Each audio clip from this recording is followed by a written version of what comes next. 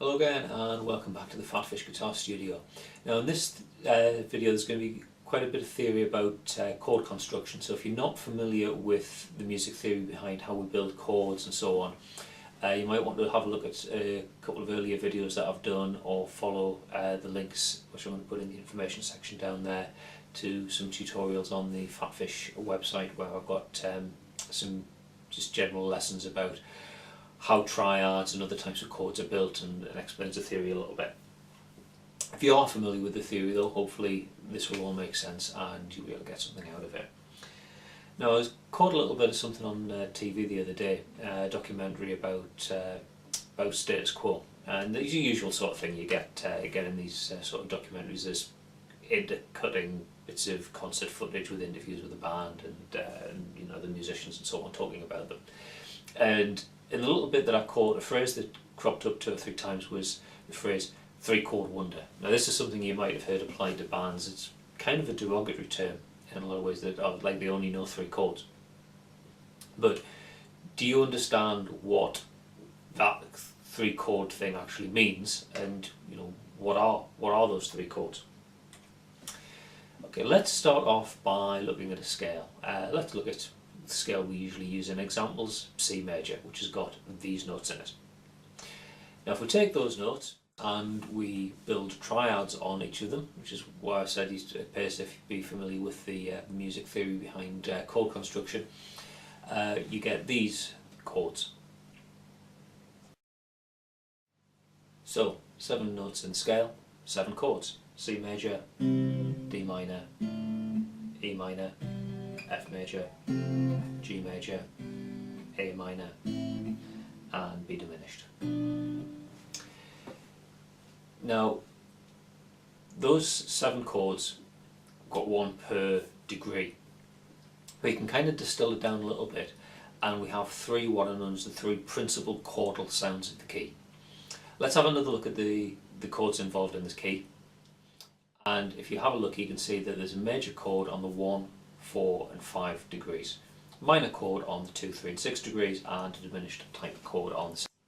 So the key of C major, the principal chordal sounds are what's called the tonic chord on the 1st degree. This example it's C major, the subdominant chord on the 4th degree, in this case is F major, and the dominant chord on the 5th degree, which in this case is G major.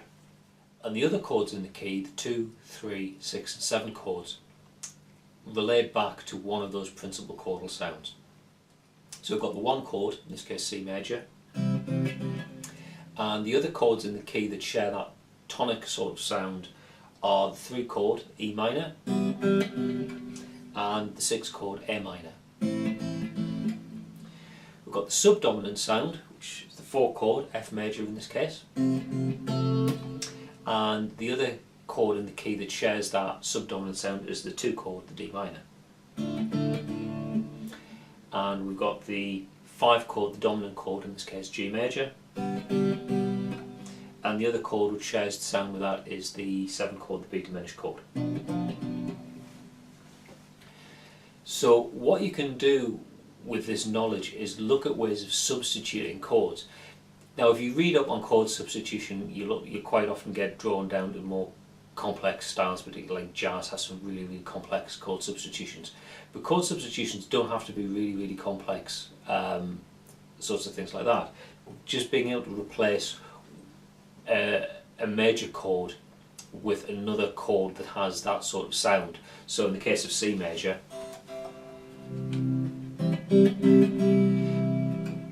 moving, so instead of just playing bar after bar after bar of C major, moving say to an A minor, I'm still keeping that tonic type of sound, but I'm introducing a bit of variety because I'm using a different type of chord. I'm using the A minor.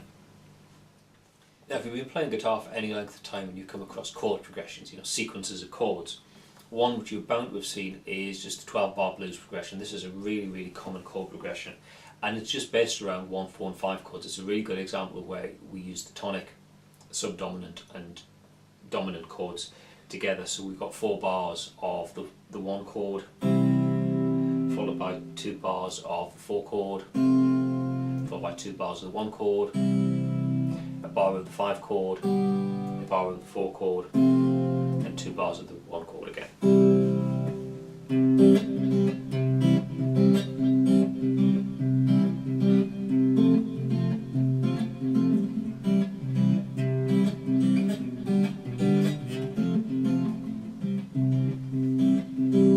Like that. So there's the basic progression. Now let's think about how we could substitute some of those chords with other chords that have the same principal sound. Now if you read up on chord substitutions, you can quite easily get drawn into very complex music theory and application of things like some of the jazz styles. But chord substitutions don't have to be particularly complex.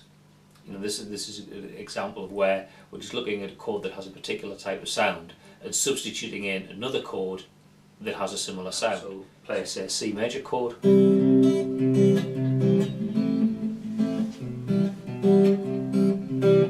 C major, A minor, E minor, C major.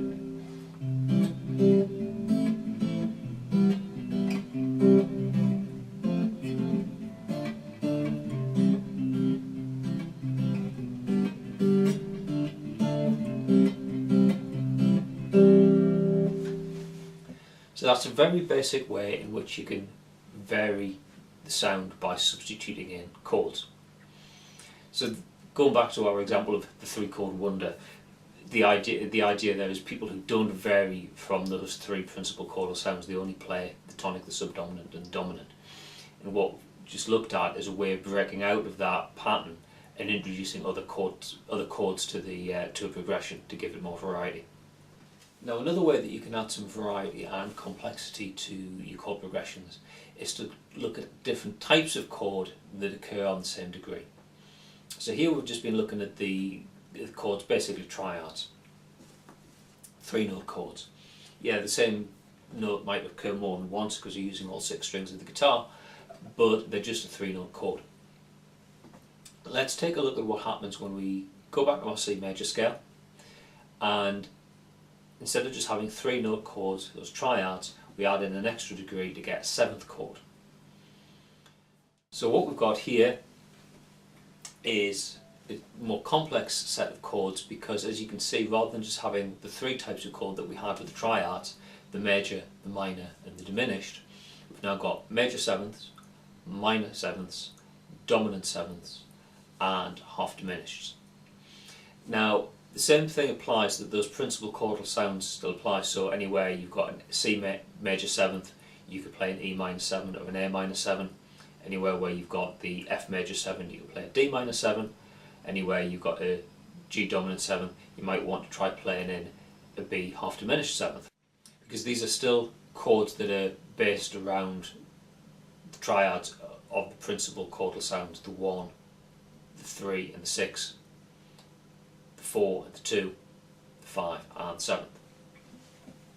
But if we look at those chords now, we've got major 7, minor 7, minor 7, major 7, dominant 7th, minor 7, half diminished, major 7th, much richer sounding harmony. So by introducing one note, we get other types of chords. So you could look at playing a chord progression that uses, you know, instead of playing say 4 bars of C major, you might want to introduce say a C major 7.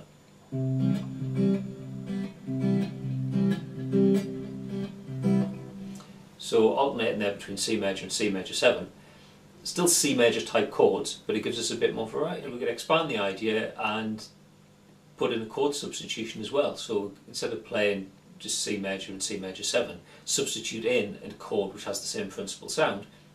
Let's have a look at say the 6th chord, the A minor. How about we have C major 7, we've got A minor 7 back to A minor.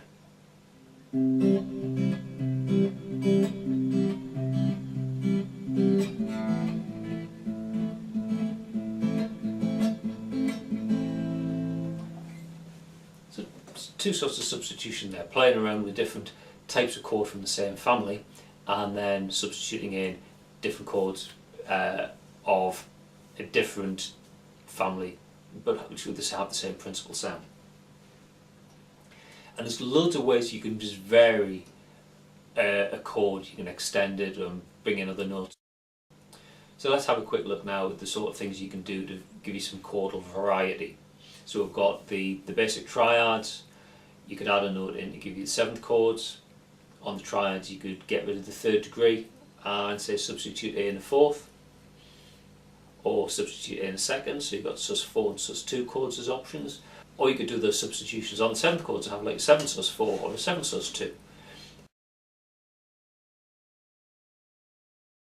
And you can do things like swapping in other notes, extending the chord even further. There's loads and loads of different types of chord that are built on each degree, and each one could be viewed as a substitution or an alternate chord to use rather than just using that basic triad. So by looking at using chord substitutions and different types of chords, it just makes a piece of music more interesting, more complex. It doesn't have to be so complex as to be challenging for the listener. It's just can make it more interesting. Particularly, and when I'm talking about composing, I don't necessarily mean you're writing some epic piece of music. It could just be something as simple as coming up with a chord progression that you can record or sample onto a looper, and then play some lead melodies over the top of to practice your soloing. You know, having more complex chords behind you when you play the melody, there's more complex interactions between the lead melody line that you're playing and the chords underneath, and the whole thing starts to sound more interesting. And you know, I don't like using subjective language, but it can sound better, more interesting for the listener. It doesn't mean that you should always avoid just playing, the basic triads, just playing basic major chords. 12-bar blues with the pentatonic scale over the top of it is great. That's never going to go out of fashion.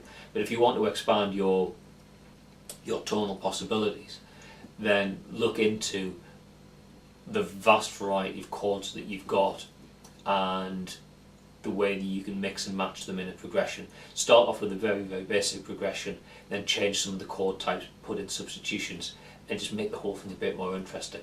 It's a good way for getting yourself out of a rut as well if you're a bit stuck for inspiration. Start off with one chord and then just try something that just moves around all the different types of chord that could be built from that basic triad. This is something I was noodling around with a while ago, just as a progression based around an A minor chord, and then just adding in one extra note and seeing what kind of chord that gave me. So start off an A minor, add in a 7th degree to give me an A minor 7, then say 6th degree, back to the A minor, A sus4, A minor, A sus2, back to an A minor. So just taking one note on top of the chord.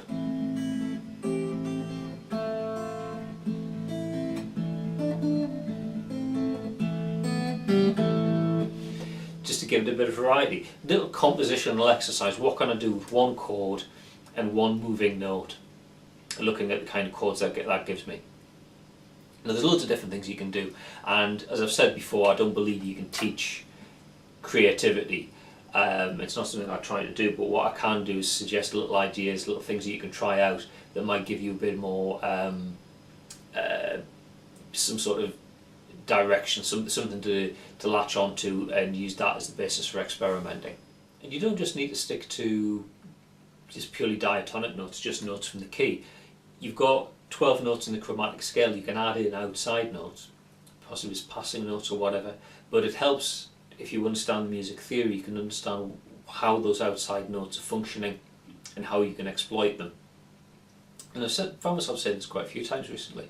By having the knowledge of the music theory can help you to understand what you're doing when you're bending the rules a little bit, putting them into context. And it also can help you to avoid going down some blind alleys, because it kind of lets you know what's a good sort of, if you like, correct way of doing something, and what you can build on and add in little outside notes or whatever to make something a bit more interesting, but you always know what the correct way of doing something is, so you can land back on something strong at important parts of the progression, or start or finish a progression, something like that.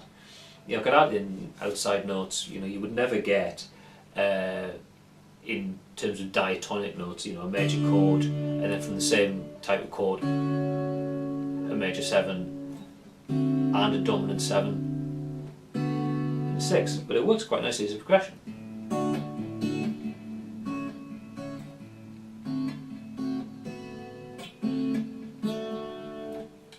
Okay, so there's loads you can do to experiment, and as I say, some of the theory that I've talked about here in terms of what chords are available to you, there's links down there to some other videos and some other music tutorials on the PhatPhish website that might help you out. Okay, so I hope you found that interesting and hopefully inspiring, and it'll help you find ways to make the chord progressions that you're playing and writing more interesting. So have fun, keep experimenting, being creative, and I'll see you in another video sometime soon. Bye for now.